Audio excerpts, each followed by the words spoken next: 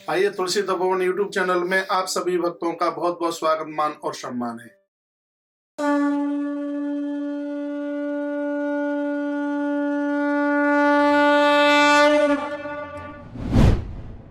भगवान कृष्ण उस समय अकेले थे अक्रूर जी के कक्ष में।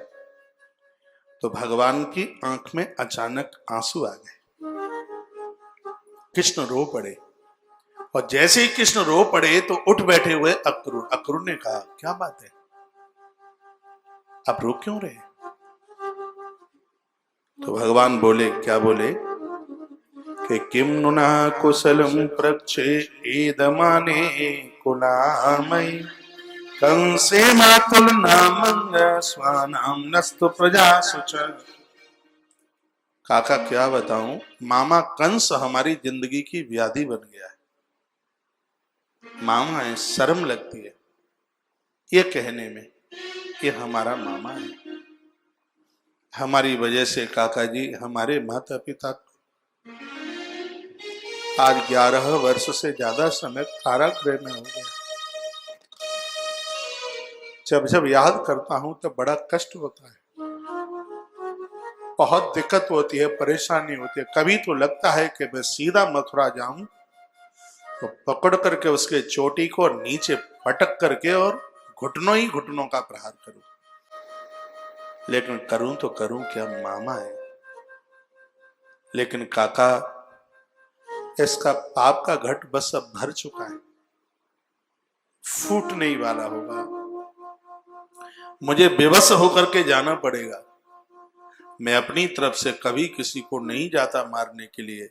यह व्यक्ति अपराधों के द्वारा मुझे नौता देता है, और सत्य है जब तक कंस का नौता नहीं आया कृष्ण कहां गए इसको मारने। भगवान कहते हैं, काका यह जीव अपने कुकर्मों के द्वारा मौत को बुलाता है अपने दरवाजे पर। इसने इतने अपराध किए, इतने पाप किए इसने। यह हमारे अग्रजों का हत्यारा है। इसने हमारी मां को, हमारे पिता को बहुत कष्ट दिया है। जब जब याद करते हैं तब तब हमें बहुत पीड़ा होती है, और ये हमारे जीवन का रोग बन चुका है। व्याधि शब्द लिखा है। लेकिन काका, अब इसके अपराधों का घट बस भर चुका है,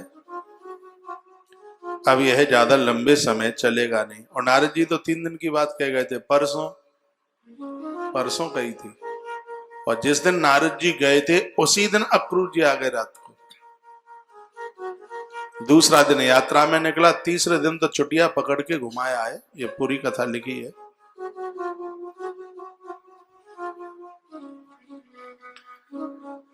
अक्रूर भगवान के आंसू पूछते हैं, कन्हैया को समझाते हैं, और रात ऐसे ही निकल गई। भोर हुआ, सवेरा हुआ। गोपियां रोज की तरह नंद भवन में प्रणाम बंदन करने को आती हैं। आज भी आई। एक सुंदर सा रथ खड़ा हुआ देखा था वहां। अभी तो गोपियों को पता भी नहीं था कि रथ आया कहां से और क्यों आया है, किसके लिए आया है, उन्हें पता ही नहीं था। उनका रोज का काम है, जब नंद भवन के सामने से निकलती थी तो मत्था टेक के जाती।